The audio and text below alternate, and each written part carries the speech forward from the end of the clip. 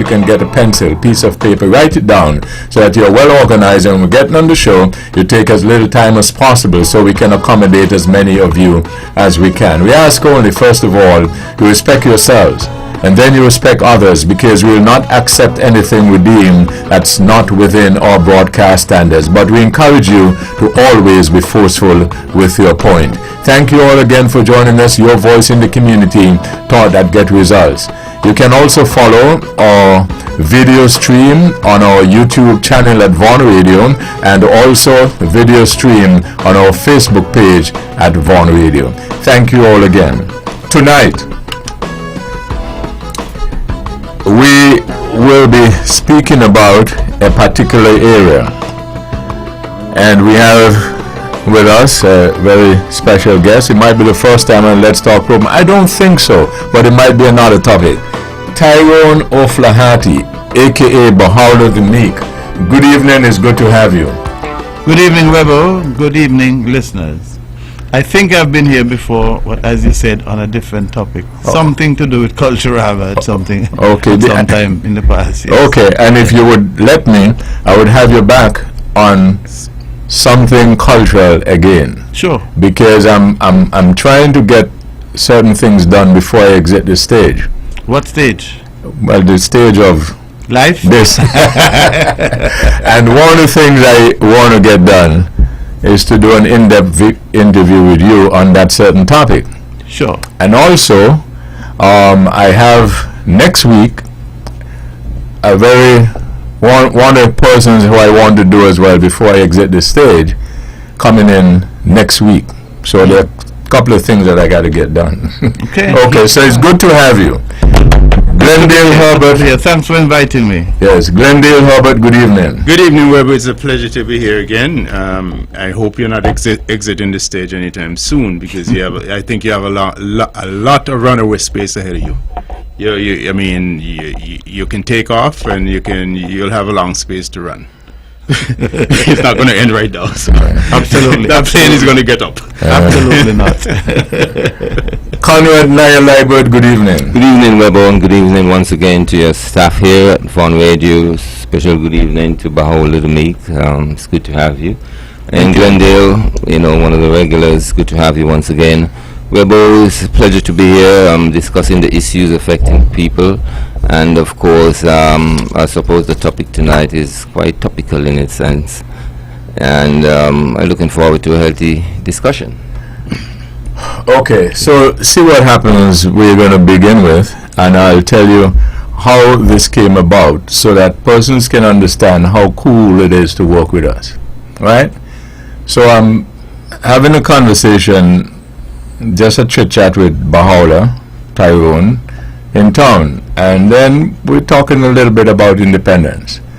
And then I said to him, I think it seems to me as if New Visions are not sure whether they want to or should celebrate independence or not. And then he says, what do you mean? So I said, well, because, it seems as if you have independence, and sometimes people celebrate, sometimes they don't, depending on certain things they may, or some people say, what I want is an independent Nevis, etc., etc. They say, that's interesting. I never look at it that way. So maybe what we should do, then what he said to me was this, and, I made sure talk in front of his face. He said, well, those are things that you should be discussing on the Let's Talk program. I said, you're right. But yes. Here's the problem. You got to find people who have the courage to do it. And he said, I'll do it. And then I said, well, let's do it. And so what I said was, I don't see what the problem is. And he said, there are some people who think it's a problem to talk about stuff like this. I said, I don't find it a problem. Right. Okay. So there you go. And then I said, let's do it. Right? And then I said, let's do it too. So here we are. Right?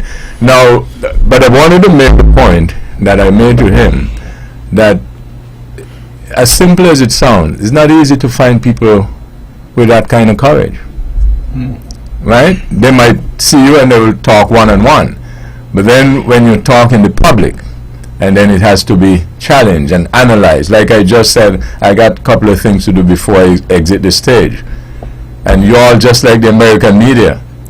You now start to pay them, say, well, one doesn't pay. You got to slow down on this exiting the stage talk. You got to slow down on that a bit.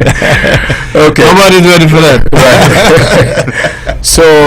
So here we are, and so we will start off by maybe getting a view and from each about what they think and what they've been hearing in their discussions, and then you, the public, can weigh in, and the independence and how Nivision seems to get involved and whether they are excited about it, etc., etc.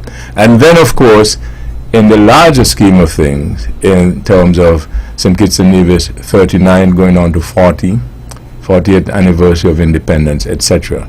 Hoping, of course, it will be a robust discussion, right? And Baha'u'llah, what we do here, we attack the points, the ideas, the ideologies of people, and I don't allow people to attack one another.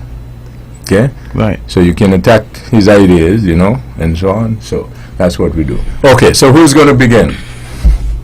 There you go. I'll begin. Yes. But before I do that also, though,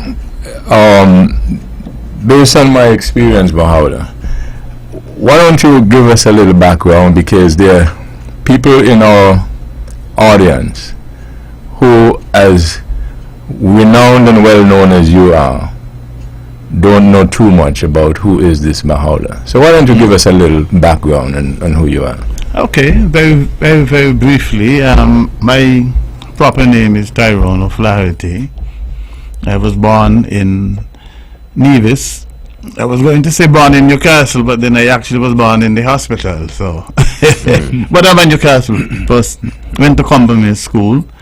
I went to Charleston Secondary School, Basti High School, University of the West Indies in Barbados, where I studied social sciences and languages. I'm still a language teacher. I studied economics and political science. So I'm pretty much well versed in what we are going to talk about in terms of the political situation, in terms of the economics. We're going to talk about political independence as well as economic independence, of course. So that is something. In terms of my work history, I was a language teacher in Basti Junior High School, Basti Senior High, Charleston Secondary, and Montserrat Secondary. I left that. I went into business. I was the production manager in a now defunct shoe factory in St. Kitts. After that, I went to work for a company called Tropical Shipping. I was the island manager for St. Kitts and Nevis. And after that, I came back to Nevis in 1997. And I was the permanent secretary in communication and works, and eventually in tourism for about 16 years. I was the, for 16 years, I was the permanent secretary in charge of tourism. And that was it, basically. Retired. Okay. And not tired, but retired, you know. Right. Yeah. We is like doing something again. Well, yes.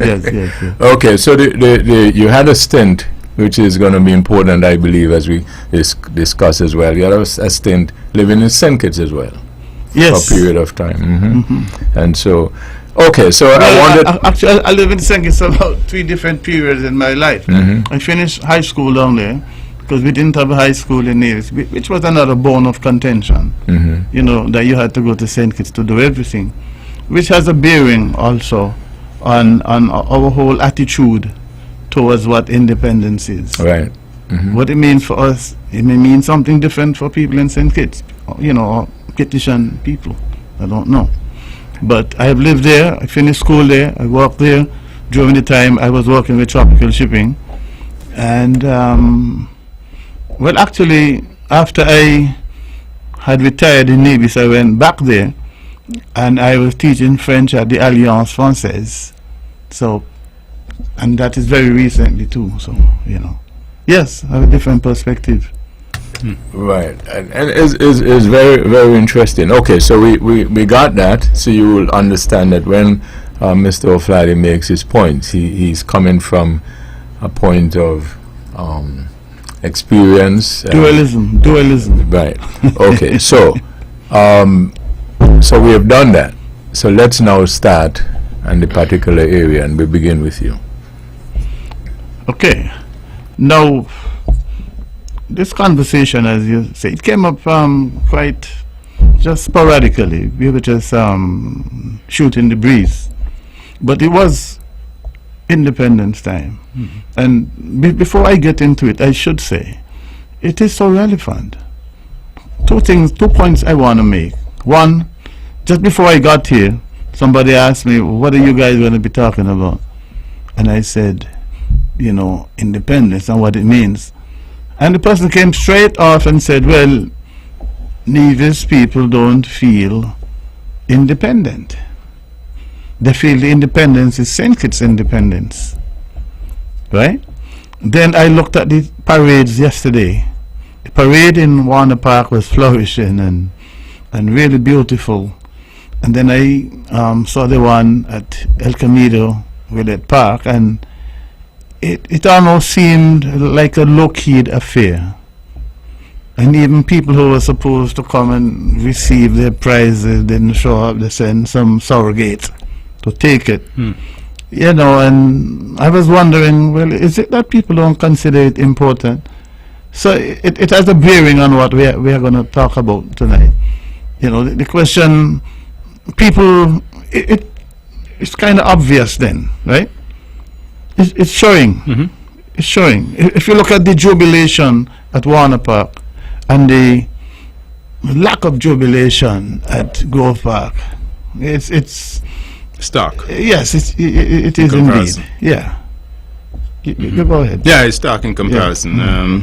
Webbo, we went into independence in 1983, and we went in there with an attitude, coming out of a campaign of secession at all costs.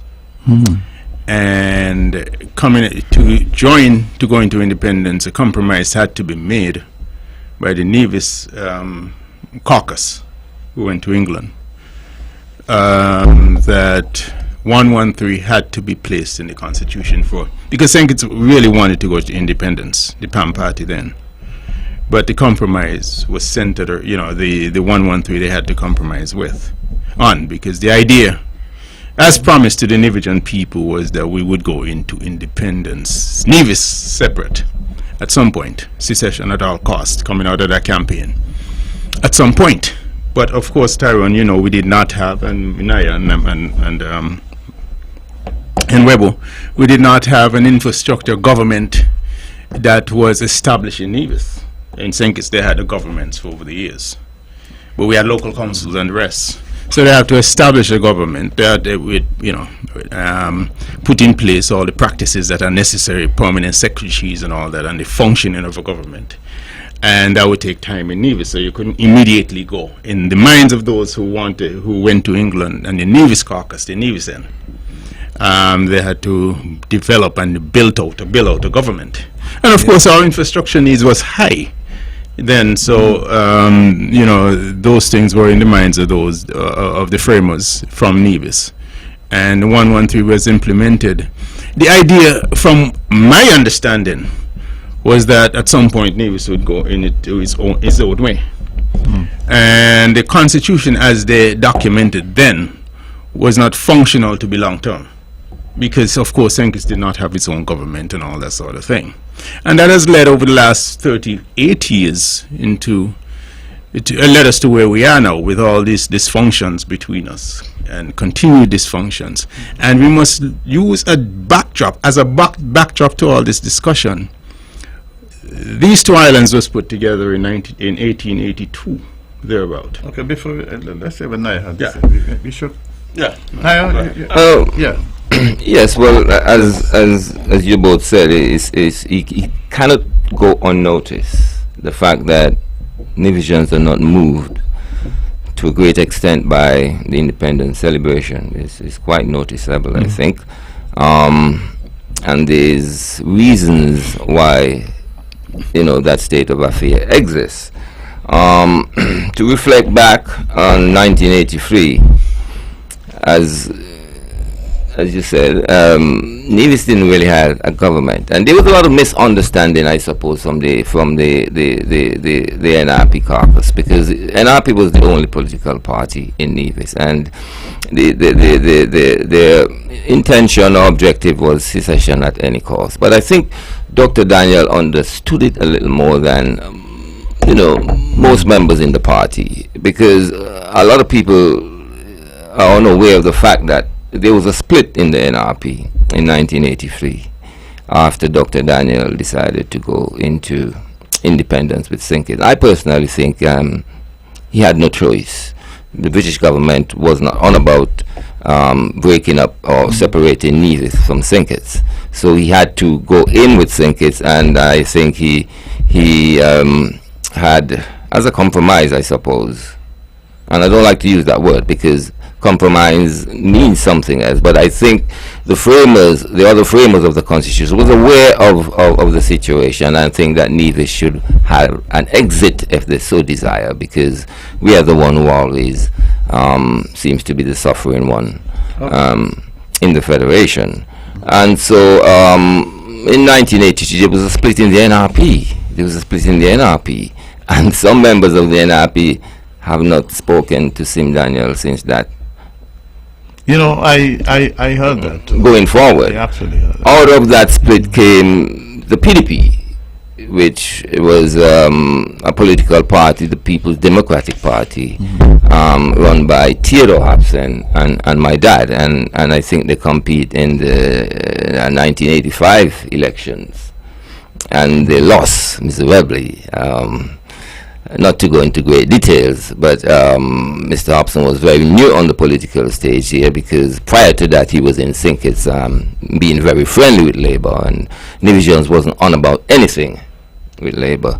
And so there was that big fragmentation in the NRP, and being the only party and having almost 100% support in Nevis, Nevis Jones was divided in a sense. Some was let down, but it remained through the many years that great doubt and that great desire for more recognition in the Federation. And I think what we are experiencing now is basically a sequel to many years of what one would consider to be subjugation and the feeling that we are second-class citizens in the Federation. Okay. Now, we need to go back just a little bit. Because prior to independence, we were actually the first country, the first state, because, federated states, affiliated states as we were, to want to go. The British government said, you are not going to go unless we settle this Anguilla question. And the Anguilla question, Bradshaw wanted the state to go intact. St. Kitts, Nevis, Anguilla. Bradshaw was a federalist coming out of the West Indies Federation, right? And so that didn't happen because Britain said, we don't feel that Anguilla wants to go with you, right? Bradshaw died in 1976, and then things started to change rapidly, with the result that in 1980 there was a change in the government. And I think Glenn said that the new government wanted to proceed to independence quickly, and they were quite prepared to let the Anguilla question go, right? Now, as for the compromise between Mr. Daniel and the others, which caused so much, and I know, I've heard about that rift that it caused in the NRP, right? Because Sim, he wanted to go independent too. But when they left here, the idea was that they were going to go to England and come back as a separate independent state as well. So St. Kitts was to go, what? St. Kitts was to go independent, That is and correct. Nevis was supposed to go independent too, right? And unfortunately, well, it didn't work out that way because Britain was playing hardball. They decided, look, you guys, I mean, you have to go. And you're not necessarily going to go on your own terms, right? And that is what happened. You know, now Mr. Daniel was able to get the clause 113, which I thought was brilliant.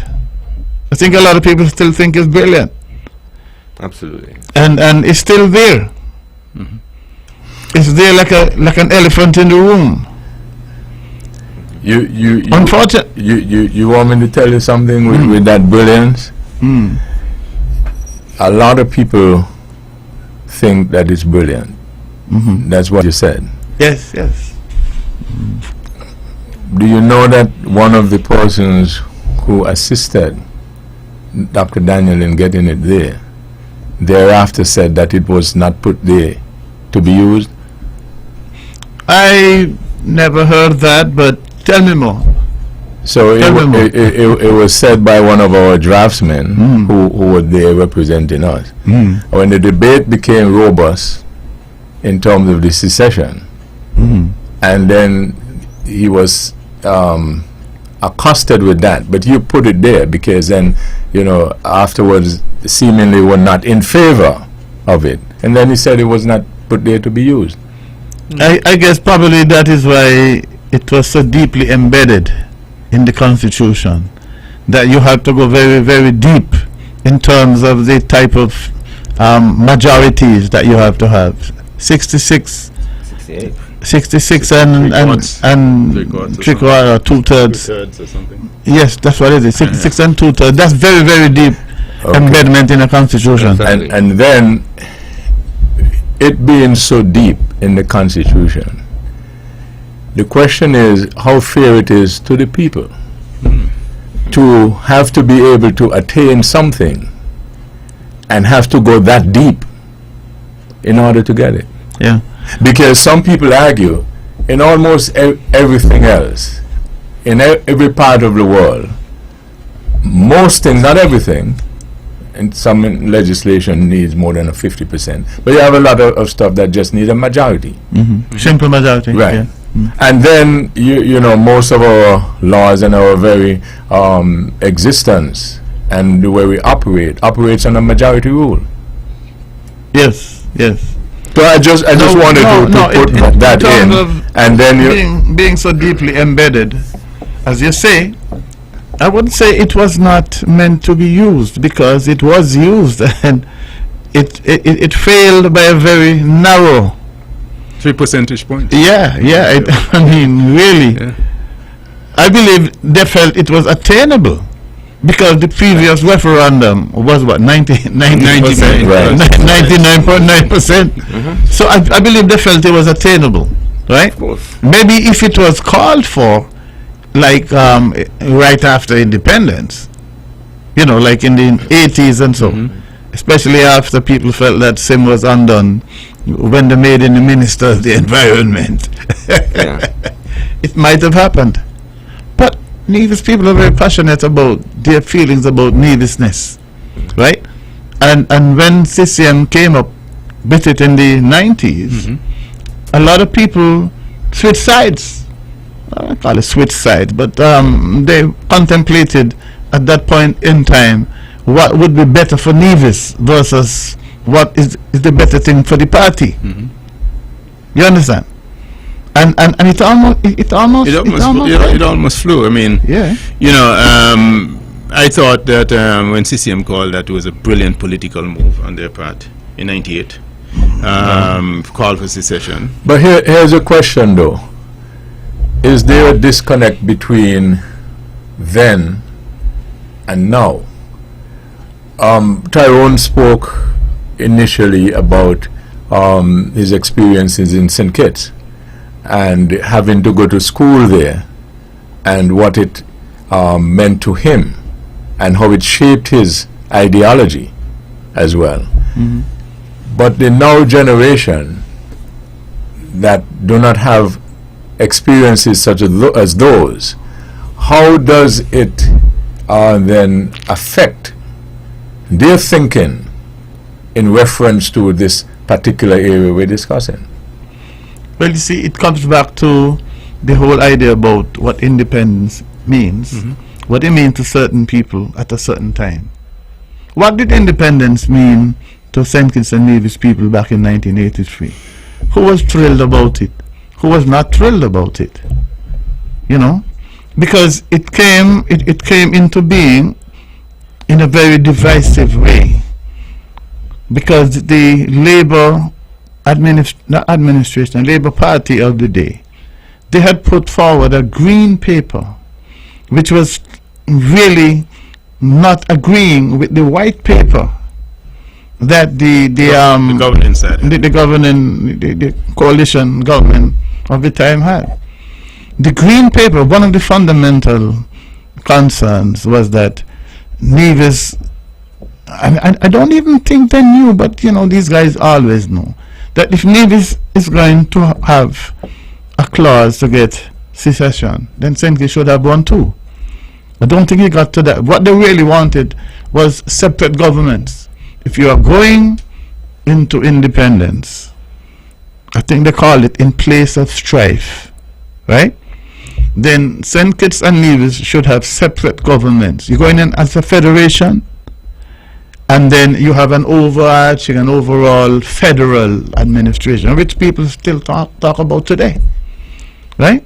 So there was a lot of ill feeling on this side, the Labour side, the PAM side, and the other sides that were there at the time. They felt differently about going into independence. The Labour people were saying that, oh well, Kennedy Simmons wanted to be the first Prime Minister, just like happened here with the Nevis secession. Oh, Vance wanted to be the first Prime Minister of Nevis, etc., etc. So all kinds of extraneous ideas came into play that had nothing to do with the real issues. You see, so they were happy, partly happy in St. Kitts, partly happy, partly unhappy in St. Kitts. Labour and PAM. Nevis people just in the middle. What are they talking about? I mean, what are they talking about? Because we had a political party that was very new in terms of governance, right? We didn't have a government in Nevis, so you're going to have a government in Nevis, and well, how is it going to work? What's going to happen? What is the structure? And the party which main issue or thrust was to get out of the rule of the Labour Party. Yeah. At all costs. Of the Labour Party, not so much. It apparently turned out to get away from the grinding boots of the Labour Party, rather than to get away from St. Kitts period. Because as it turned out, it seemed as if we were happy to go with PAM at the time.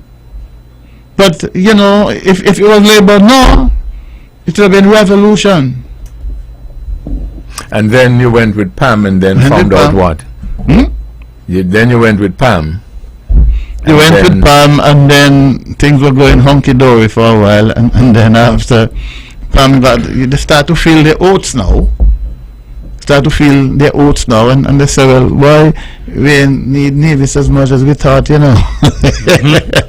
You know, and the Nevisian politicians felt it. Sim Daniel remained a secessionist, I think, until he died. Right?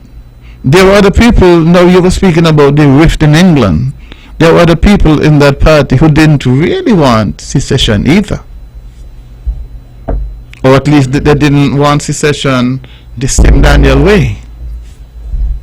You mentioned that some of them were PAM. Sim was not a PAM. you mentioned some. In some instances, the personalities seem to cloud what a person said were their principle. Yes. So that you find that I might have been, let's say, a secessionist, and then found out that neither is the one who is going to carry the stuff forward. And then then begin to change my thinking because I don't want Naya. So you think as a consequence we suffer from that sort of thing? I think we continue to suffer from the cult of personality. You know, you look at people rather than issues. You know, if he's the right person, not even if he's the right person, sorry, do I like him? Do I like his history, his background? Do I like how he looks, how he dresses, right? And there's a lot. I mean, when you look at the political parties in Navy, there's really basically no difference. You know, there's no fundamental difference, ideological or philosophical difference at all. It's just personality. You like Vance or you like Perry. You like Mark or you like whoever the NRP comes up with. But you know, Webbo and Tyrone, Naira, you're going into independence, you're going into election in 1980, secession at all costs. I mean, everybody was galvanized on that issue in the party. It's seemingly. No, And the I country. was saying secession at all costs was 1980 or 80, okay, yeah, something 1980, correct? 80. Yeah. And we went into independence 83. But you know who your leaders are. They're established already. Sure. Tyrone. Yeah. And then you go to England. You know what you expected, what you were expecting, because your campaign had the people gave you a mandate for it, and yet a number of persons might have done a 360, a 180 rather, and Done a 180 at the conference, you mean? yes, after the conference, Well, yeah. as you were mentioning, you sort of intimating that. Yeah. Inside the party, and Naya did also to some degree, and you wonder, you wonder. I mean, what drives that? You wonder. You understand?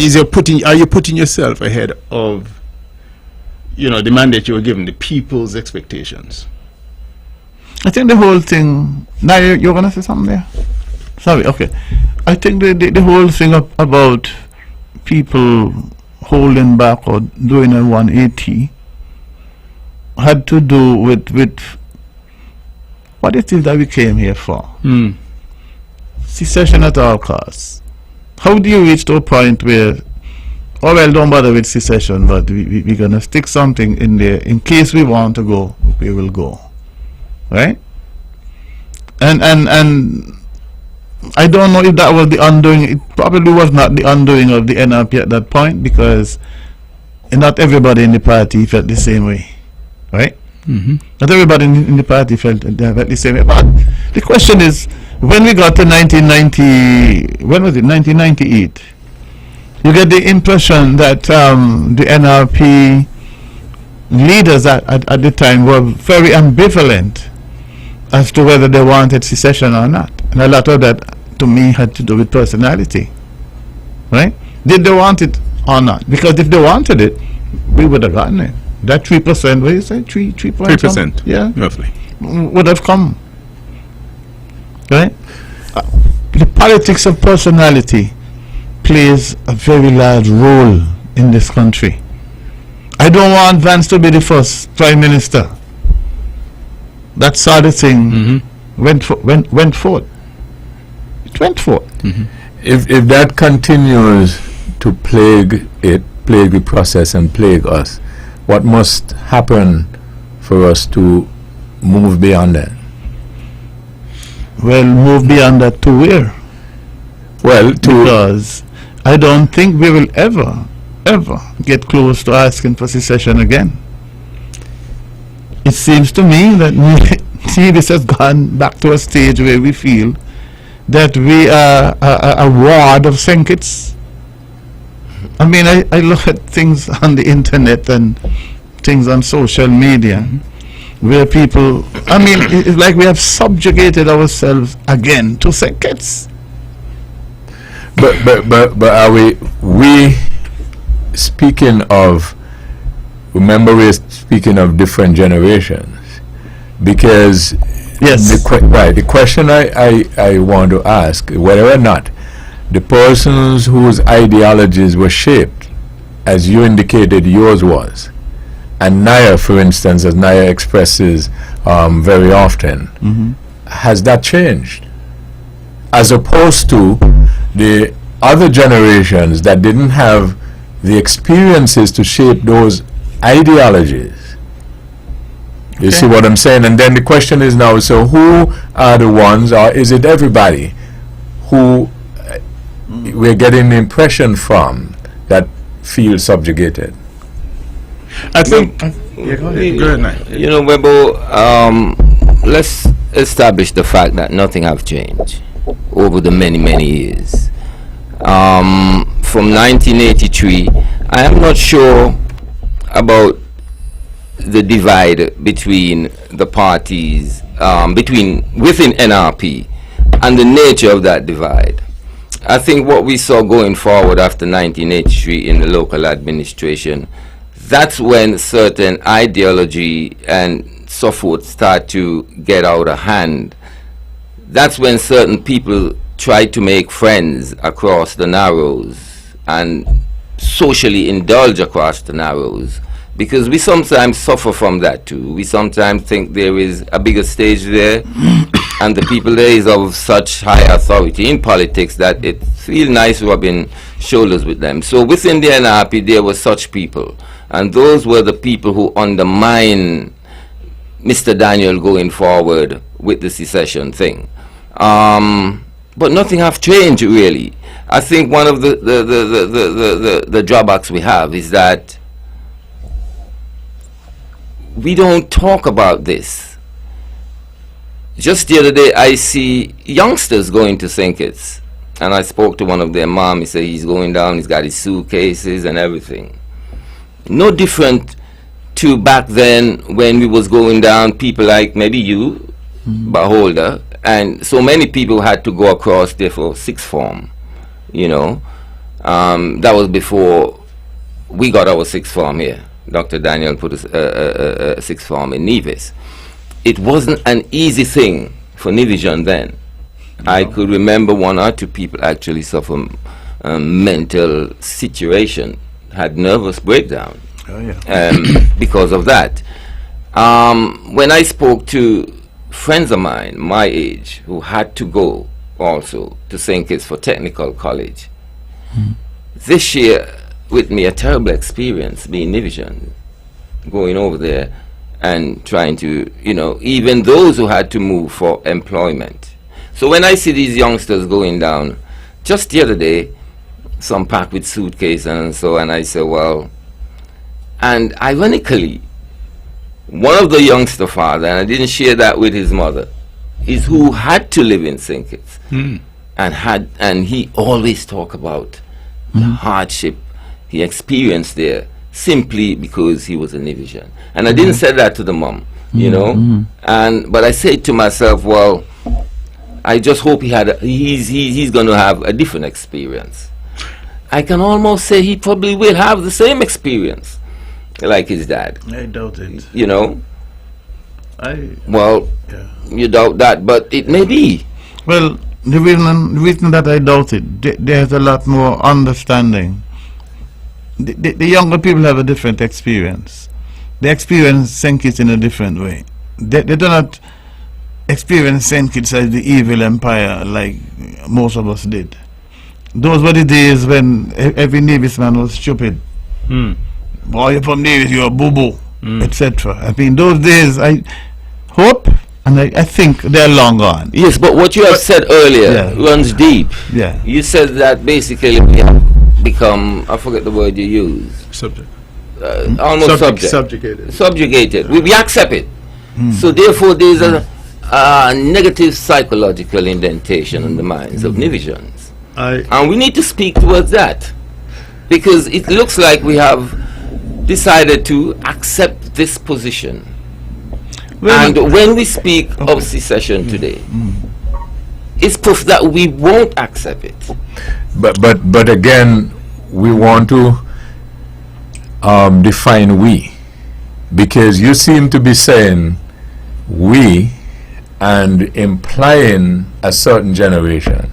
Well, when I said we... Tyrone just said that, and the other part of we has a different experience, But they don't. and so a different concept. Now, the question is whether or not this different experience or concept will land them on the same dock. Because remember that Sim Daniel began with a certain experiences and concepts and so on, and ideologies, secessions at all costs. And then along the way, he decided to change because it seems to be a different ideology and experiences until he landed back on the same dock.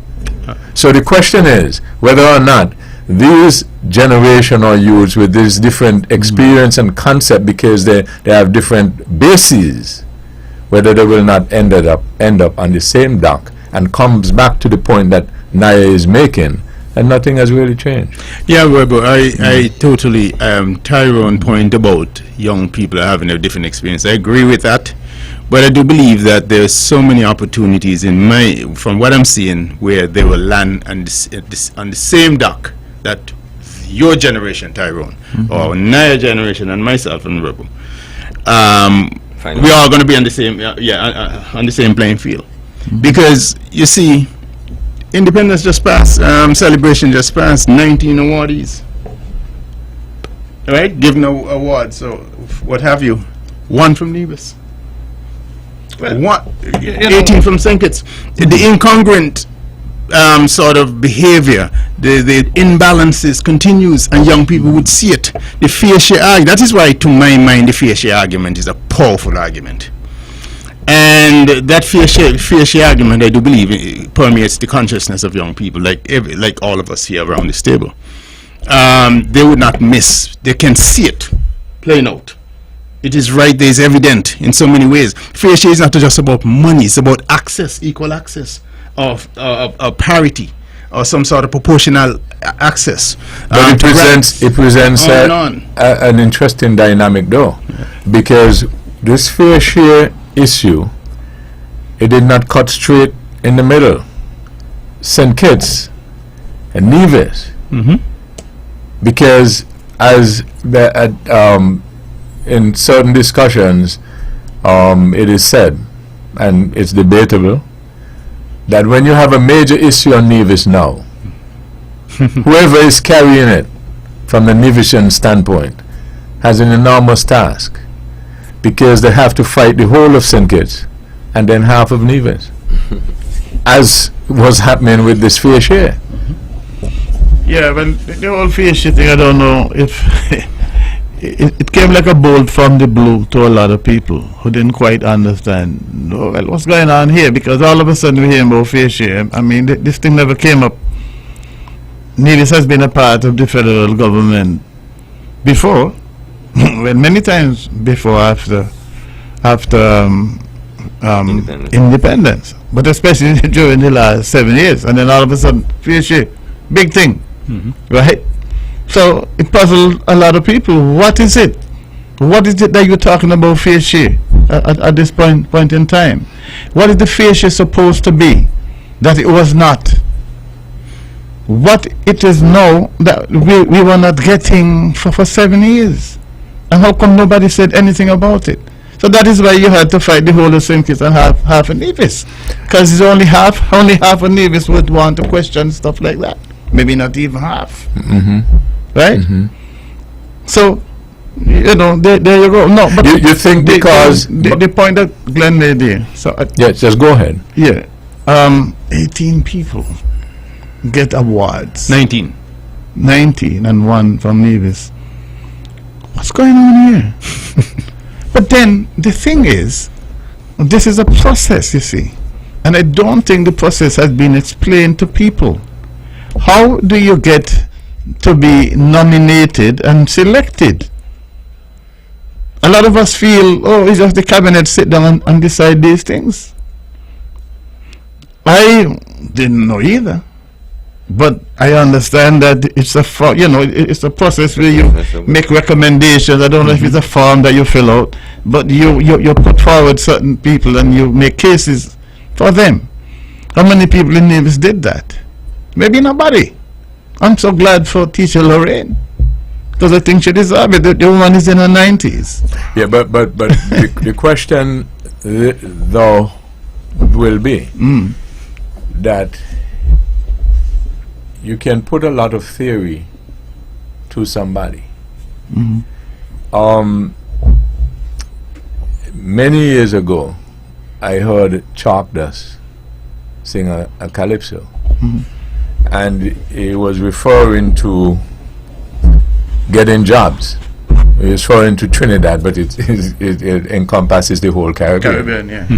And he says that they tell you to get 50 O levels, 10 recommendations.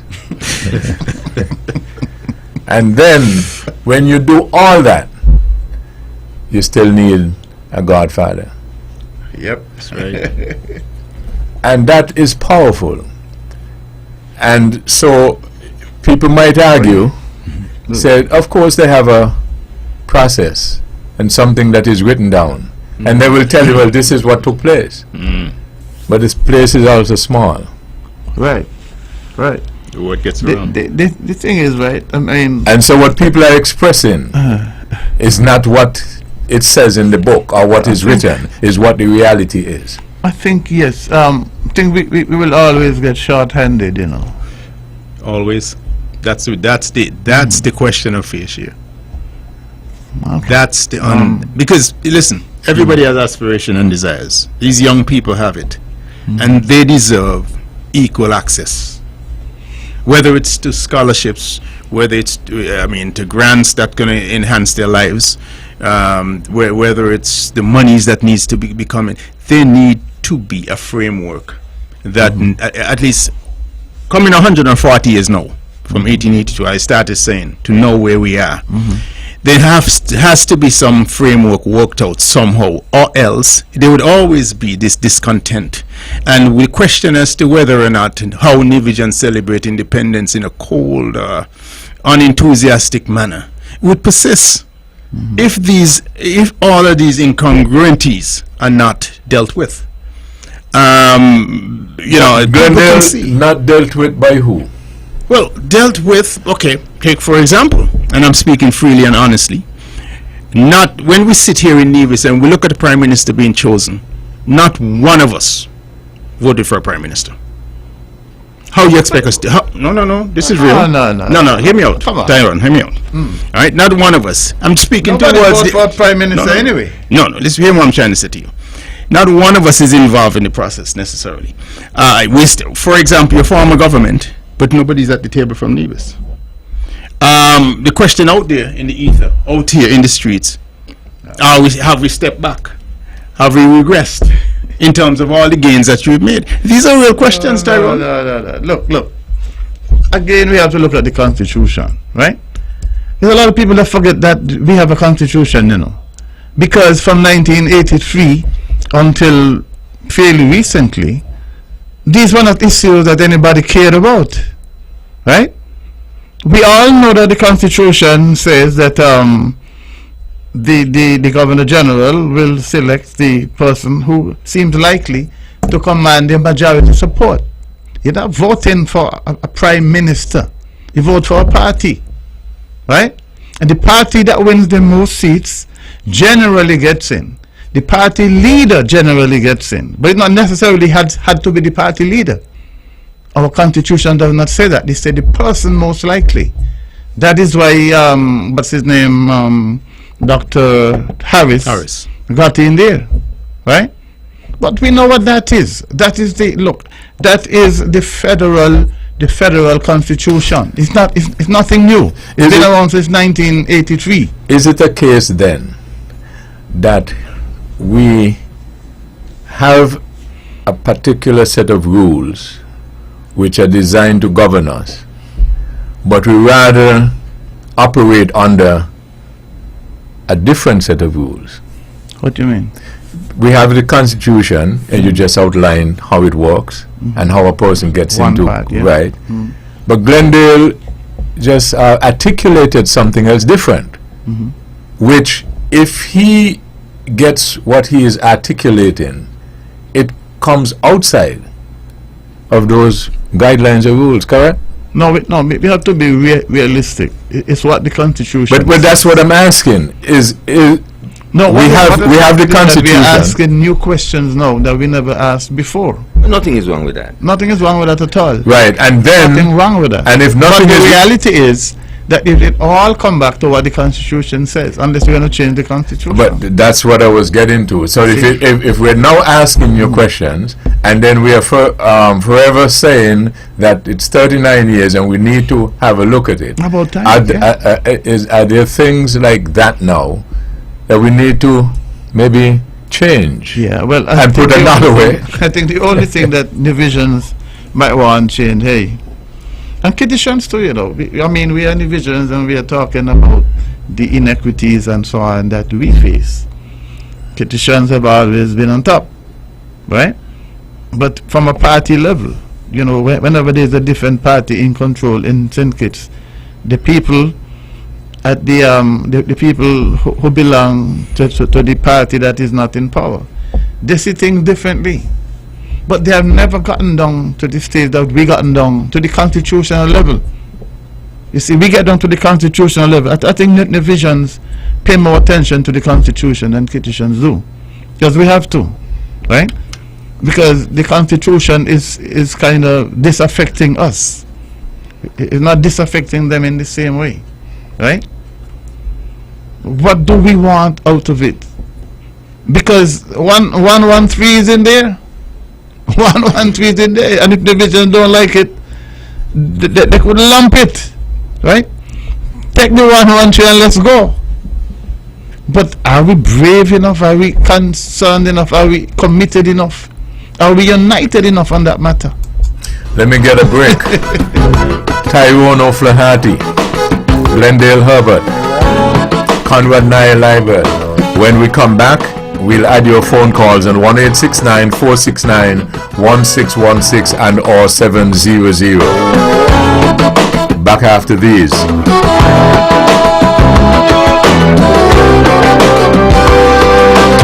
All the power from the tower. This is the powerhouse of the Eastern Caribbean. VON Radio from the Federation of St. Kitts and Nevis. Builders Paradise is offering a large variety of floor and wall tiles at very competitive prices. Builders Paradise has over 2 million pieces in stock, lots of different styles to choose from. Whether you're renovating or tiling a new house, Builders Paradise has what you need. Wow! Oh, and remember, we're open all day Saturday to serve you better. This is something that you can't refuse.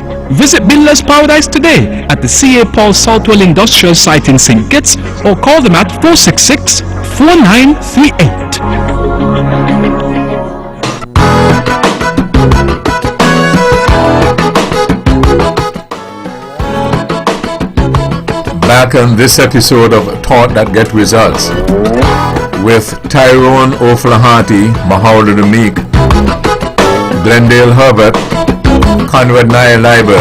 Your phone calls now if you wish to participate in the program, whether you have a question or comment or the panel, on 1-869-469-1616 and or 1700.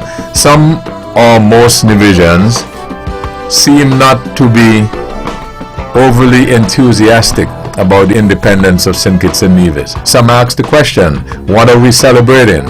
Some still ask the question, Conrad Nye does, do we not need our own independence? However you see it, you can weigh in on the discussion again at 1-869-469-1616 and or 1700. The other thing I would like to also look at, I think before I go on to something else, I think somebody is interested in weighing in at this point. Good evening, thank you for holding. Good evening. Good evening, you're on the air. Good evening. Our callers, listen what I'd like you to do for us, please. Once you decide to call, work with the telephone. You stick with the telephone, you listen to that, and then you answer me, you will hear me, and let's work that way. If you keep your listening device on, sometimes you'll get a delay and we're going to have a problem. Okay, so let's try that again and see what happens. Good evening, thank you for holding. Good evening, Webbo. Yes, go ahead, please. Let me address one topic, one factor that Bahola Tyrone of Loharty made. He mentioned that there were awardees who sent surrogates. Based on the fact that I was present at the independence ceremony, 2 awardees that I know were not physically capable of coming to take their award simply because of their condition. So he mentioned surrogates, but those surrogates had to be there because the recipient could not physically be there to take the award. That's one. 2, the Constitution speaks to 25% for Nevis and 75% for St. Kitts. That is in there regardless to whether or not it is taxes or revenue coming from other sources, based on how the GDP of St. Kitts Nevis is predicated. 25% will always belong to Nevis from a constitutional point of view, and 75% belongs to St. Kitts. The next point I want to make is that Naya and I have been on, and if you were to remember how many people supported Naya vehemently, Naya's position, I would believe there were 3 who categorically stated they are behind Naya. One person went to that far to say that he supports Naya 110%. But if you listen to the other people who called in, one person mentioned that we will always have rancor, but leave it as it is. Another person called in and made reference to the Parry and Grant situation that I had advanced. Another person called in and supported my position. This was a man. And a lady, one of our frequent callers, stated we must not go that far. Based on the percentile amount in that regard, the callers supporting one position or the other, the famous had in mind, and the panelists now who are there recognize that it was a deep impediment in our Constitution of the 66 and 2/12%. Based on the response we got on our last episode, roughly it represented 66 and 2/12% supporting my position. Therefore, we must not go further into rancor between St. Kitts and Nevis. Caller, let me ask you a question for clarification. You said there that based on whatever referendum you had, you said a certain percentage supported your position. I didn't get that clear. What? No, it was not that well, let me put it this way. Roughly, the numbers of people who called in supporting my position was, well, not very many, but if we were to make a comparison between those people who vehemently supported Niall's position, represented the minority. And I draw an illustration regarding the percentile amount, 66 and 2/3%. And if you were to count the people who actually is for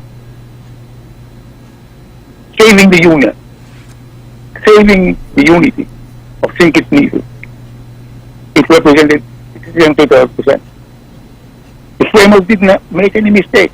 Yeah, but that's not true, you know, according to what you said and the persons, even to use your own data. You didn't get, you get 66 and 2/3 supporting you. Yes, I agree. So then, but I have to call you out on it because you are making conclusion, giving data, and it's not adding up. You agree with that?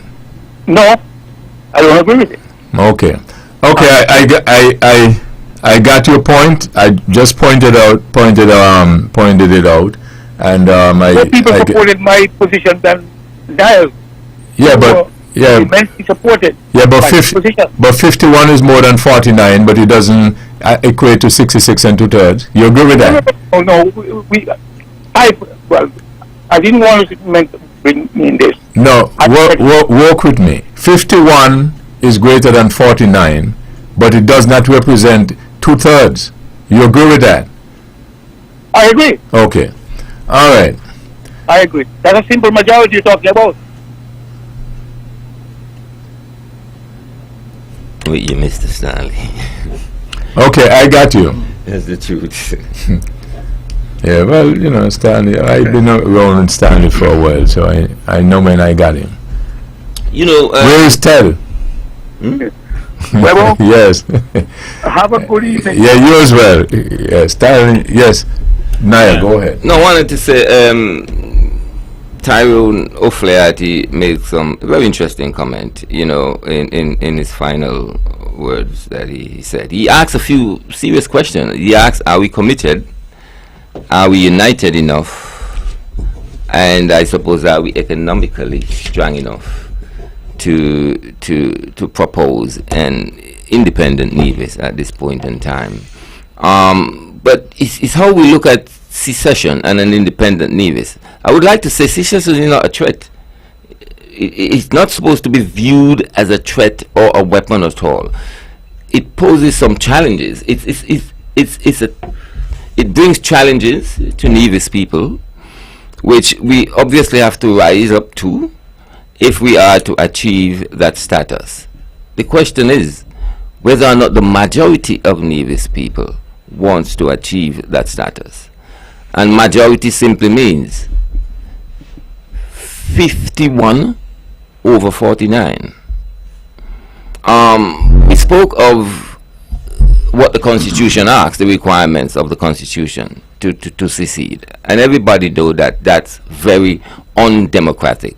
If you ever get to the Constitution in terms of changing anything, that's the first thing you have to look at.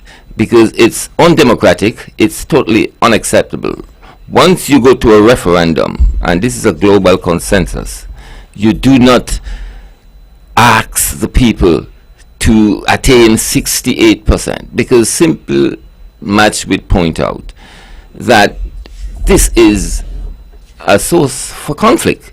It's a source for great social unrest, that 32% can hold 68 against their wish.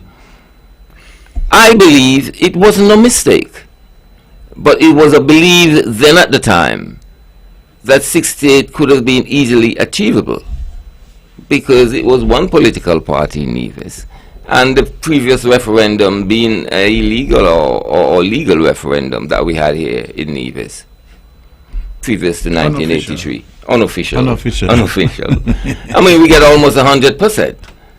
And so that is one thing we have to reflect upon. The question is whether or not the majority of Nevis people wants to attain political independence from St. Kitts. And I am of the opinion, very strong, that the majority feels that way. Okay.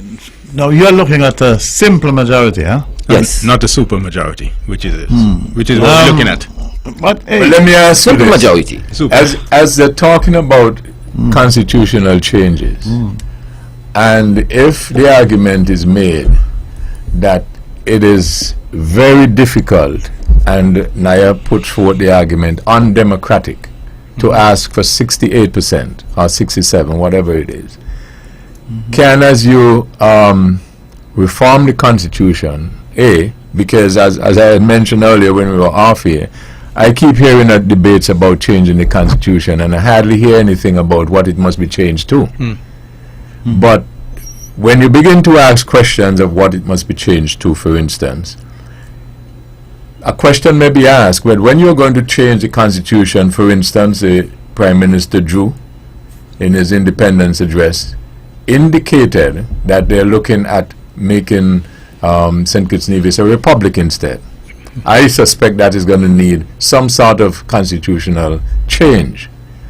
And then the question may arise, well, while we are at that, why don't we do the other constitutional changes that we've been talking about, if we know what they are? if we know what they are, it's Yes. correct. Because, If we know what they are. how many serious discussions have taken place, that notes are taken and resolutions are made, right? We talk a lot, we get around a table and we talk and people make speeches and at the end of the night everybody walk home feeling fulfilled, Right. right? But the thing is, nothing comes out of it Mm-hmm. because they're not meant to be binding in any way. Mm-hmm. You talk about it, boy, it sounds good, but it's not binding. It's not binding at all. Not even to talk about a republic. No, it's become, excuse me, it's become very fashionable to talk about Yes. republicanism, because especially in the light of the departure of Her Majesty the Queen, who was very popular throughout the Commonwealth, and Prince Charles was perceived as not to be popular, right? Or the monarchy had not been perceived to be popular at all, right? So a lot of people say, yeah, we're going to a republic. Do you really understand what a republic is? And how much of a difference does it make to have a governor general as the head of state, representing so-called the people instead of representing the crown? It's not going to make much of a difference, Huh? It's dressed up and fancy and it sounds nice. Oh yeah, we're a republic. We're not going to pledge allegiance to the Queen. We're going to pledge allegiance to the country or whatever. Great. Not such a fantastic difference, I guess it comes back again to what independence means to you. What does independence mean to you? And even as you said that, Bahá'u'lláh, the colonialism aspect of our history, when people say we must get rid of that because of the oppression, and some people argue that the oppression has not changed. The people have, but the system continue. But And in a debate, it continues within the country itself. yes, that's what I'm Poor saying. people are still oppressed, but you're not oppressed by the crown anymore. Right, By your own. Exactly. right, You're being oppressed by your own people. but some people argue, rightly or wrongly, well, I prefer to be oppressed. By my own. Really? Some people argue that. I feel the same way, boy. I think so. Fascinating. Now, if we really go into republicanism, right? Maybe we should do like Guyana did, and then you have an executive head of state. So you elect a president, if you want to call them that. But this thing about moving from a governor general representing the crown to one representing who? The people. What does that say? It says nothing. It's symbolic at best. That's all it is. It's just symbolic. You know, you're not going to pledge allegiance to a majesty in the years and successor is forever, blah, blah, blah. I mean, does that change the price of milk in the country? Does not. Everything, every single thing remains the same. Does it change the decisions that the Governor General will make when he's under a republic as opposed to when you swear allegiance to the Queen? Well, unless you, again, you could make changes in the Constitution to give the Governor General more power. Governor General has no power now.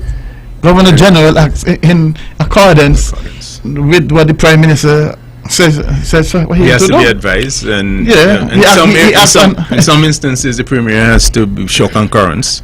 No, but and all that sort of thing, and you know. Yeah, but if you're maybe the leader of the opposition, right? But if you're going to give the Governor General that power, should he be appointed? Good point. In Dominica is a commonwealth. They don't call themselves a republic. It's a commonwealth. And they have a president who is really ceremonial, yes. But he's elected. He's elected, right? But he really still doesn't have, I guess he has more power. And that is what you want. If you want a head of state, you want to be different, have a head of state that's elected and give him certain powers outside of what they have now, right?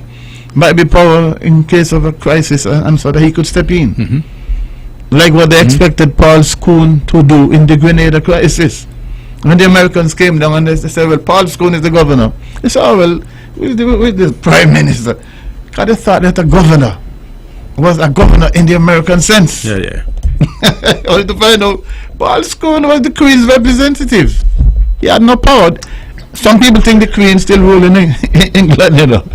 The Queen is a figurehead, is a ceremonial figure, because Britain is a constitutional monarchy. Correct. Right? The Queen don't really rule. She reigns, but she doesn't rule.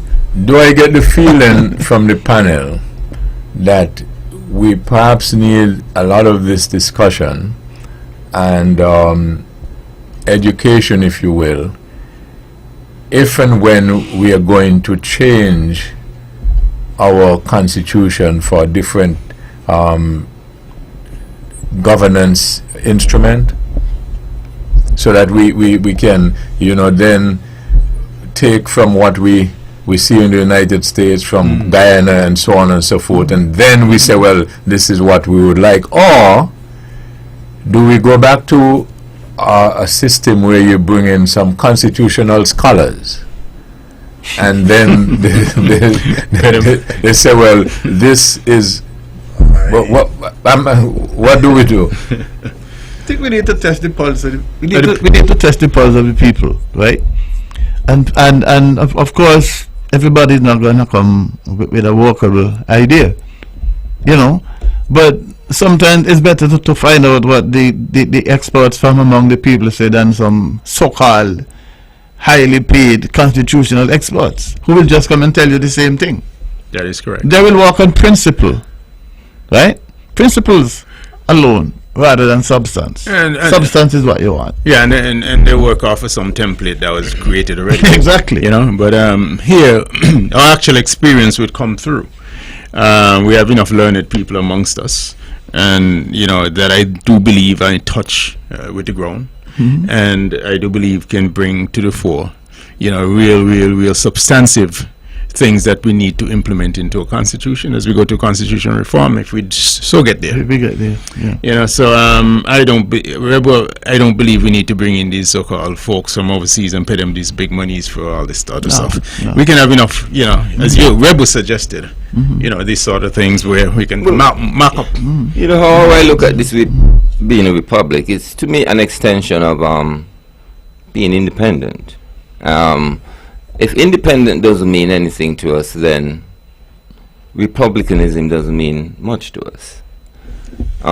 We have all this big celebration. The question is, do independent mean much to us?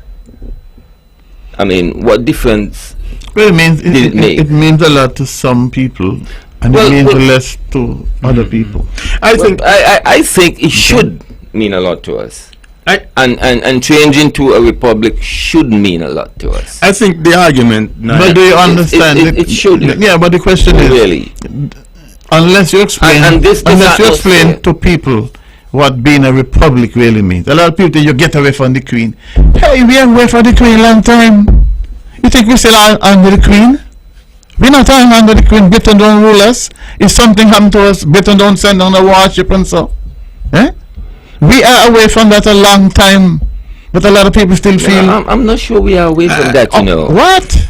Come on. That is still in our midst. Really? Because In what way? I mean, I am always hurted by the fact that when you implement a new government, they swear allegiance to the Queen, and that is always after Okay, well... after a big political You know, campaign that doesn't in and out mean the any- people's house, But, and they don't even Naya, say they don't Naya. even say the subjects. Naya, They totally you know that doesn't mean anything. You swear allegiance. Look. Yeah, but I think Look, Tyrone and if- I if- think is cutting the umbilical cord totally is what we're trying. The Republican, no, those who wants a republic really wants, whether it's psychologically or whether it's just because you know how it looks from optical standpoint. I think that is the thing. The cutting of the umbilical Would it mean? so-called white Would it man. mean? You know, it's not gonna mean anything in fundamental terms. You know. I don't disagree with you, but the one thing is the optics of it. Okay. You know, I the hear you. linking. I hear you. You know, hear I you. think that is what the notion that goes with With people who think like that. republicanism. Correct. Because a lot of people feel that when you go to a republic, that suddenly Yeah. you have more independence than you have now. You really You don't. really don't. You Absolutely really don't. You don't. We have as much independence today as we would get whenever we decide that we're gonna say, to hell with the crown, and we're gonna embrace our own whatever. Same amount. You know what's gonna happen still?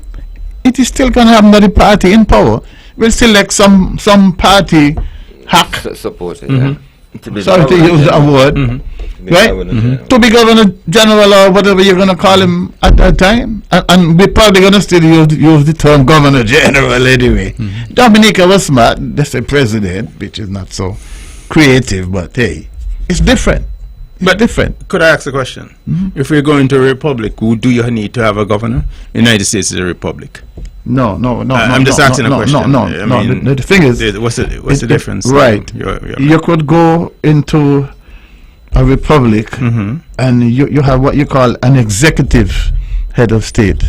Guyana has that. So the president of Guyana is elected but here's the- directly by the people. but here's the and difference. He's the boss. Here's the difference that you're tangling with, though. We are Don't forget, we are a federation.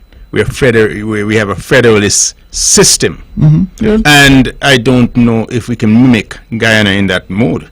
Yes, we can. Hear me out. If it's Australia is a federation. if it's necessary to Canada have is a that, federation, right? They're all federations.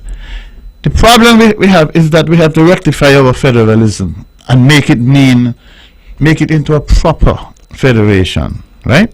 Two constituent parts and an overriding government. So, oh, it's too expensive. What the hell cares if it's too expensive? If it's going to work, let it work. I don't care if it costs a couple $100,000 of dollars more. If it makes everybody happier. and participate fully. If Sankis had his own government and we have our own government, and we are equally responsible for what we do. Well, what is so hard about that?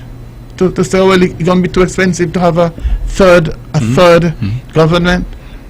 But But that's the only way a federation can work, you know. correct. No, that's a real But federal. how come I want this one work this way? How come what? That's the call for constitutional reform. The idea is to go towards that in that direction. Yeah. And this has been spoken about so many times before. It's been spoken about, you know. It's been spoken about. But the rebuttal has always been, well, we're gonna pay for it. Well, we're gonna pay for it. Even if we had to put back on the surcharge, we're Is gonna it pay for it. could I entertain a thought though, and if the moderator would allow me, Webbo? The thought those who sit in St. Kitts generally control the seat of powers in our federal. Glendale, before you go on to that, let's take this and then we'll continue with you. Good evening. Thank you for holding. Good evening, Webbo. I am listening to the conversation and I find it to be very interesting.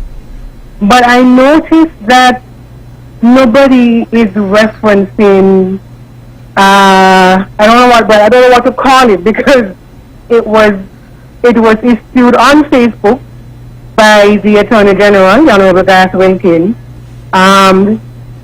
It was a post on his page that was shared by a number of people speaking to a constitutional review process that seemed to be something that is going to be imminent.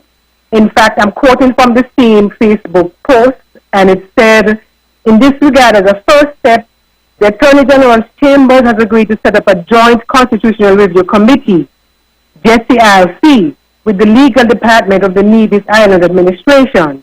The Jesse ILC will be tasked with recreating and redesigning our constitution to create the most equitable solution for the economic and political tribulations between our beautiful twin islands. The next generation deserves to benefit from our proactivity on these issues today. In the short term, our respective chambers are currently crafting a solution to the technical and procedural legal issues raised by the decision of our Eastern Caribbean Court of Appeal in the Nevis Island Administration versus Ocean Reef Resorts Limited, and so on and so forth. So, I mean, I think I heard portions of this very same post quoted on the news on ZIZ. I'm not sure if there was an official release or if it was just a Facebook post. But as I was listening to the discussion tonight, I was saying, but there seemed not to be any reference at all of this constitutional review that the Attorney General spoke of on September the 15th. So I'm not sure if there's any context for this in your discussion, or whether or not maybe your media house, because obviously One Radio is a media house and a reputable one at that, had not heard of this particular post. As I said, it was a Facebook post, and I don't know if that was meant to be an official news release. But I just thought for context, I will add it to the discussion. Okay, all right. Thank you very much. The panel wanted to weigh in on that? Well, yeah, it's a Facebook post, right? A Facebook post is not official as far as I'm concerned. And not everybody looks at Facebook anyway. Mm-hmm. But the thing is that if that is taken to cabinet, though, then I will consider it serious if it's discussed and all of that. But just to put something on Facebook, to me, that's just an opinion. Even if he has... I thought the same thing. I was wondering if there was not going to be an official, press release. Right. But as I said, since the Facebook post, I think that I would accepted some portions of it and quoted that it was posted. And I'm like, but is that really news? I don't know. And caller, that is part of the issues that we're having in this society as well. You see, earlier, I think the panel was making a reference to, if you do go to constitutional reform, what do? Bring in some experts and then write something again and put it and tell us, well, that's a good idea. So you end up with this sort of thing. Yeah, it has happened before, though, where people make statements like that. It's like the whole thing about building a bridge. How many times you've heard about somebody can build a bridge, especially new administrations. They always come with pie in the sky, right? I'm not saying that this is pie. You have to wait and see. You have to wait and see, yeah. But I would like to see something like that. If it's to be taken seriously, it has to be taken to the House and debated. And then also, when you take it to the House, shouldn't the House members be informed and guided by the electorate in terms of what views they present there? Well, yes. Yeah. Well, hopefully that would happen, and hopefully you would have to have town hall meetings and that sort of thing, because you have to know what the people thinking. But People are the ones that are going to be governed by it, you know. But that is what I'm saying. You find, and maybe that's the basis of what a lot of the problems we have, that a person finds himself in a particular position, and then they begin to advance the cause and the views of who. You see what I'm saying? And maybe that is why we end up with these It's these unfortunate. issues. It's Yeah. unfortunate that ZSZ could be taking a Facebook post and putting it as part of a government news program. To me, it's really unfortunate. That's God Wilkins. I mean, But that's may- his thing. You know, it's on his page. But maybe that's how, because things are modernized now and stuff like that. So maybe that is how they put out their official stuff. Well, we have to rein them in. They're right. we have to rein them in, man. They got to come better than that. Seriously. You know. Okay, Glendale, you wanted to. Where was I? Where was I? I was trying to make a point. Somehow it eludes me at this point because I got distracted with it. Where we were going. Was it to do it? Yeah, well, But anyway, just talk. Say something. we Say something. Say something. we can. Yeah, we can. We can at least advance another. I mean, it was an important interjection. Interjection, but it was cut off. But it kind of. Okay. We'll come back at some Okay, let's take this caller. Good evening. Thank you for holding. Hello, good evening, Webbo. Yes. Good evening to the panelists. Good evening to the listening public. Webbo, this constitutional reform, whenever I hear that, right, I get kind of numb to it. You know the reason why? Is because we do have a constitution that nobody pays attention to. And you could change the constitution to whatever. Somebody needs to convince me that somebody is going to pay attention to it. So, I mean, you see where we are now. You see where we are now.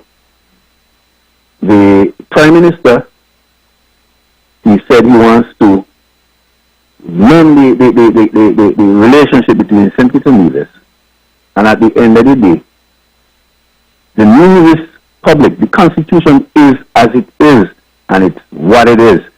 And to keep saying that the Constitution is broken and it needs to be changed, not going to solve anything. It's because of the Constitution as it is, and because of the men that we elect, their behavior, it is what it is. We have 3 seats in Nevis, and the federal government, with a 6-seat majority, do not see it fit to include the 3 seats in Nevis.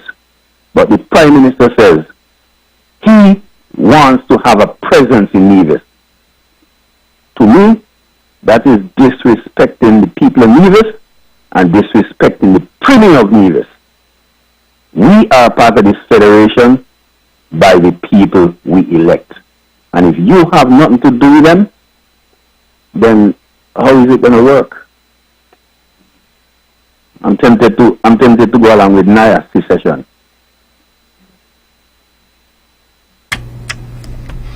Okay, caller. Thank you very much. All right. Okay. This is the case of frustrations, based on how our actors perform, our political actors perform. We asked for the tightening of the document. I do believe, though, that maybe some litigation, may need to come into play more. When I say litigation, I mean like in other countries and jurisdictions, you have things like the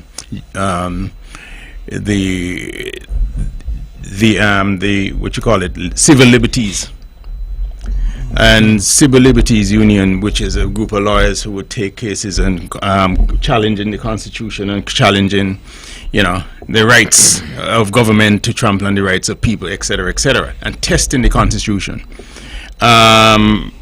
We have a Constitution, and the issues are just vexing over and over, and they need to be. To me, I just believe that the Constitution has to be challenged as it is, and if it's not challenged, it's, to me, we just have to head to either reforming it or something, because the frustration continues and it's not going The to. the frustration is because a lot of people don't know what the Constitution says. But How many people really studied the Constitution? But the caller makes the point, not only Mr. O'Flaherty, that they don't know what the Constitution says. Neither he. The caller doesn't either. Yeah, but obviously. the caller is saying that the people don't do what the Constitution says. In what way? I mean, you mentioned the point about the formation of the government. It's a very clear-cut process for forming a government, right? The party that wins the most seats doesn't have to include anybody. But so then we you know what I'm saying. You do it if you feel charitable enough, but you don't have to. Right. So we discussed that earlier, and I asked a question. So then, do we put in our governance, our Constitution, then, as you're reforming it, what we would like to see and the rules under which we would like to be governed? Because if this is suggesting that this is how a government is formed, for instance, we can now say, well, we want to, all of us, vote for the Prime Minister. Good evening, let me go to this. Good evening, thank you for holding. Good evening again, Webbo. One of your panelists said that, in what way? Well, let me give you a live situation. Mr. Mark Brantley brought a case to court, and the court decided that the national station, radio station, ZIZ, should be open to equally to opposition and politicians alike, opposition and government alike. Denzel Douglas did otherwise, and that's the reason he brought it. The court decided. You had litigation. The court decided, and it decided that everybody should have equal access. Did that happen in the last administration? The then Prime Minister kept it away from his counterpart, even. I mean, how could that be? His counterpart, the PAM and CCM leaders were not able to go on and ZIZ. And that was illegal, according to the court. So that is the panelists are saying what way. That is one way, and there are others. Good Thank point. you. Okay, all right. Good point. Unfortunately, you see, we have to look at the practicality and the reality of the situation. Eh? Politicians, I mean, so if Dr. Harris, I'm not even sure that he could have kept them away if they actually pressed for inclusion. He did definitely keep the Labour Party away.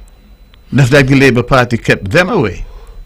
And it will continue. I mean, was that not supposed to extend to Nevis too? How many NRP presentations were on NNC? On NNC. Huh? I didn't see any. Right? I didn't see any. So it's a practical situation, and the legality is right. Well, are you willing to go and push, go back to court again to say, well, they're letting us come on and say nothing? But Tyrone, do you, and I don't know, you can entertain this as well. Do you think our prime ministers or our premiers, there's too much, the powers are too centralized around them? I mean, every minister in the federal government, for example, serves at the mercy pretty much at the prime minister. He serves in the prime minister's ministries. And the prime minister, they're all the prime minister ministries at the end of the day. He gives you agriculture, he gives you this, but you serve at the pleasure of the prime minister. The prime minister has the power to dismiss you. But that's interesting. And that's centralized power. But the Constitution doesn't always also says that the Prime Minister serve at the pleasure of the other members. The majority. Yes. And they all serve at the pleasure of the people. Right.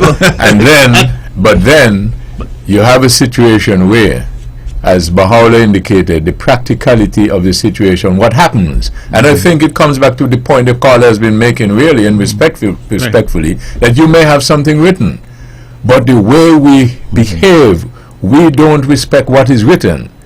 and we go otherwise. We had a discussion on Let's Talk a few weeks ago, and I heard as people are campaigning, they say, well, give us the majority and stuff like that. And I asked the question, well, why do you need a majority? So what do you mean? I said, but how many times have we run the country without a majority? That's the reality. I think that the reality is what is eluding a lot of us, right? Now, you mentioned a very good point about this centralization of power. Yes, he has a lot of power. But if you don't like it, why don't you get together and put somebody else in? We had an example of that the other day when the 6 members.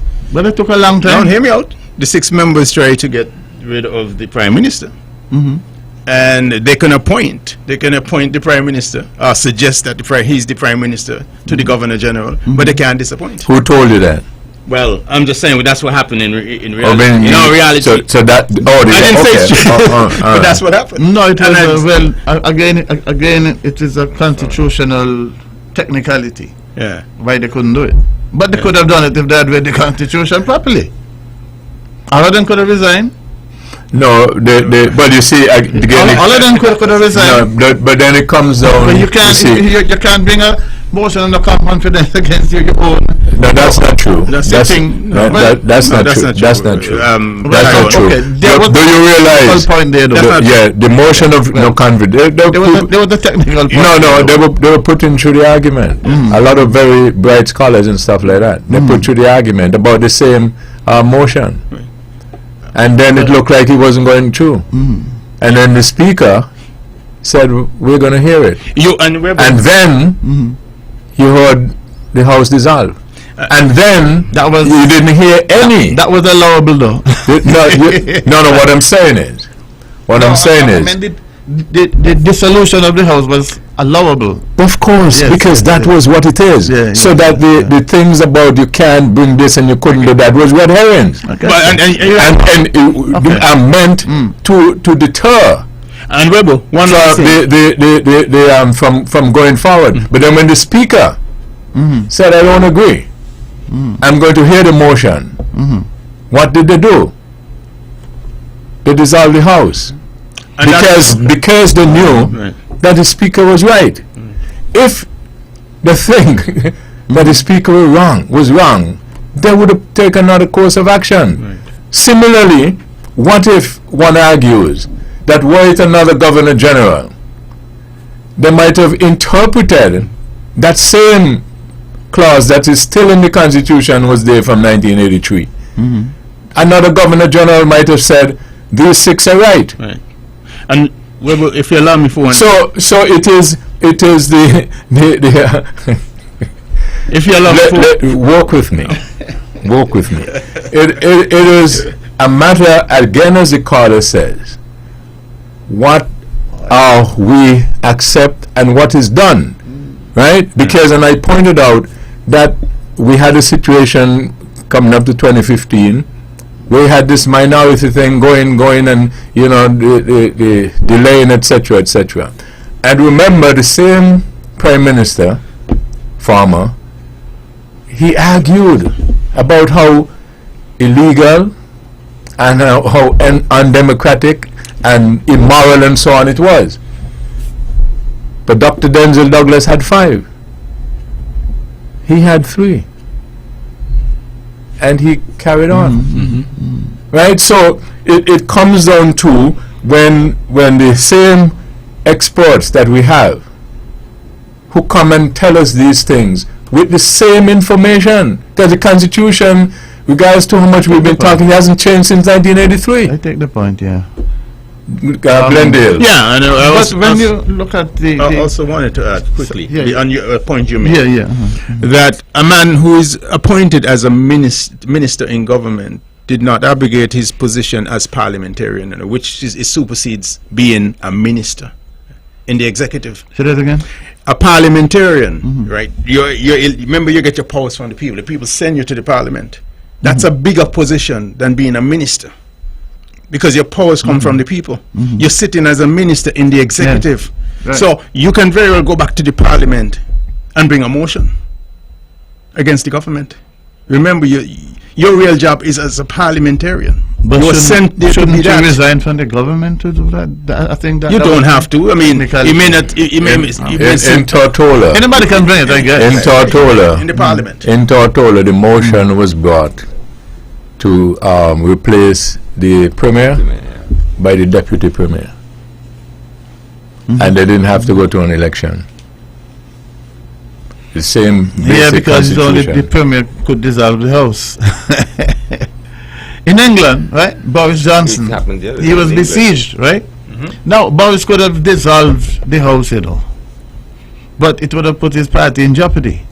So for the good of the party, he decided, well, I'm going to step down and let him elect another leader. Because again, I mean, that's civilized behavior.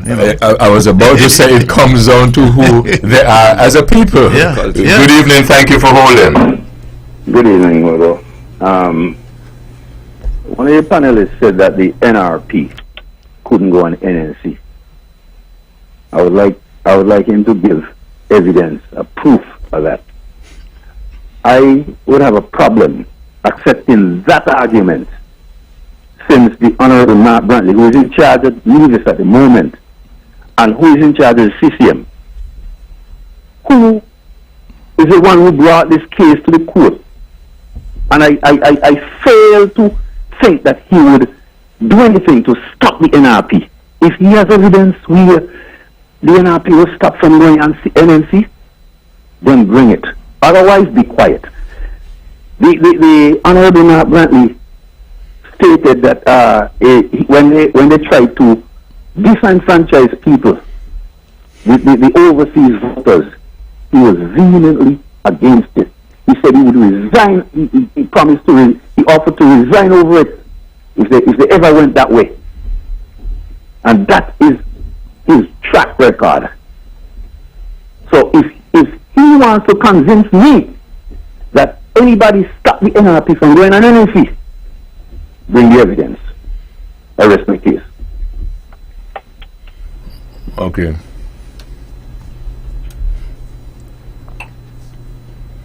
Yes, go ahead. Well, I never said that they couldn't go. I said, I never heard them there. Maybe they chose not to go. I don't know.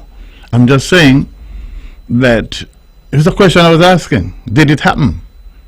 And all I could say that I never heard it happen. I never seen it. I never heard it.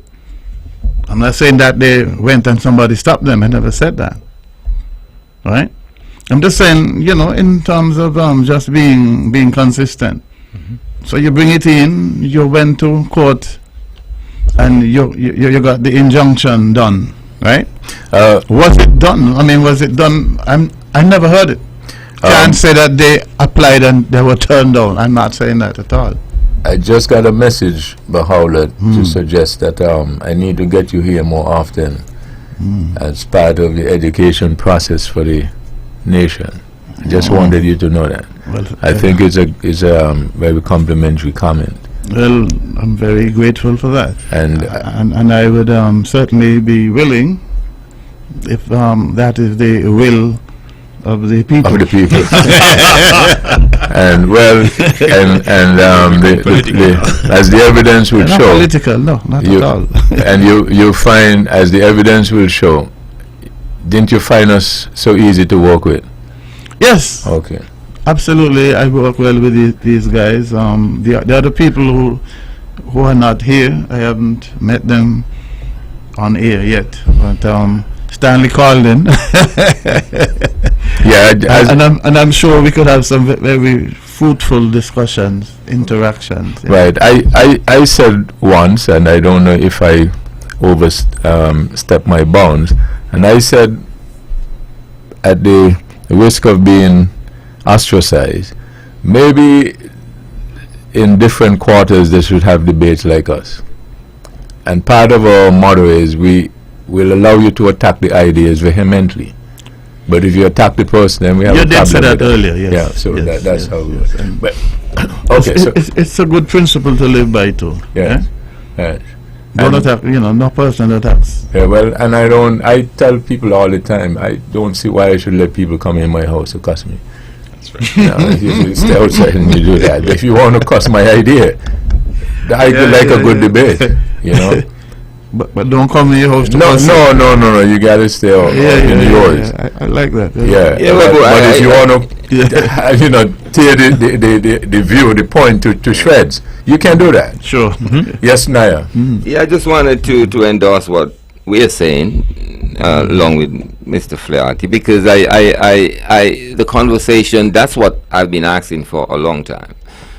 A conversation must take place, because there is something happening, and there is a part of the Federation seems to be unhappy with the way things are working. I'm not sure if it's because of the Constitution, and sometimes I'm not sure if it's because of the players. Sometimes the Constitution seems to be totally misunderstood because the players want it to be totally misunderstood. But I think these discussion tends to open up the mind of the people to a great extent as to how government works, and of course, we can examine the possibilities. But in the midst of all this, we must remember the masses. The masses are not always up to scratch with this discussion, the high-end political terms and so forth. They are the majority of people, yes, and they are very simple people, mostly dealing with bread and butter issues. They have a lot of pride too. They have a lot of pride. And so in the midst of all these discussions, we can't forget the people. And of course, Nevis people need to be heard some more, need to be respected some more, need to be their plight need to be considered some more within this federal unit, because we may speak to the Constitution and we may speak to personality, but when you have a majority of a people wants to go somewhere, even though it might sound ignorant, you must look at that in a very serious way.